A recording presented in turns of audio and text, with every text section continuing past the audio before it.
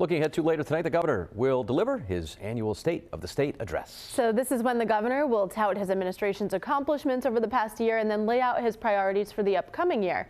Joe Cortez joins us now live outside the State House with a preview for us. Well, good morning, Kate and Patrick. This speech essentially kicks off Dan McKee's second term as governor.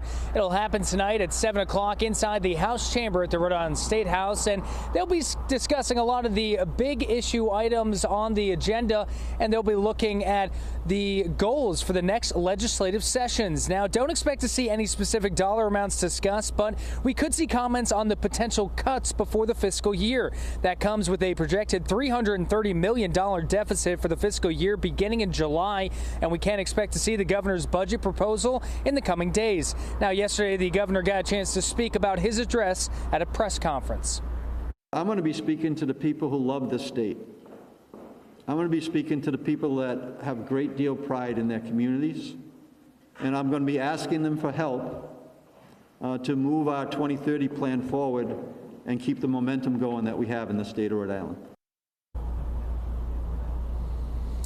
Now, a Republican response will be delivered by Senate Minority Leader, that is Jessica De La Cruz. That'll happen after Governor Dan McKee's speech. And coming up in the next half hour, we'll hear from the Providence City Council and more of the calls for addressing the governor calling for a state of emergency to address the homelessness crisis here in Rhode Island. We'll have much more on that coming up in the next 30 minutes. Reporting live in Providence, I'm Joe Cortez, 12 News. Turning now to Governor Dan McKee's State of the State address, which will be made tonight at 7 o'clock. Some lawmakers and advocates hoping addressing homelessness is one of the governor's top priorities for the upcoming year. Joe Cortez live outside of the State House right now. Good morning, Joe.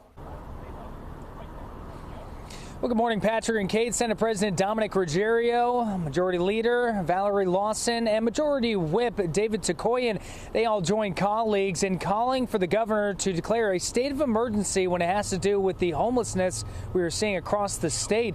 Now, today, we can expect to see leadership. They have been encouraging the governor to expedite necessary inspections for Echo Village, and they want to work with RIPTA to provide free transportation to shelters where beds are available. Now, if the governor wants to use his emergency powers, he could enable temporary exemptions to Echo Village's fire code, but there's been a lot of back and forth on whether or not it's a viable solution.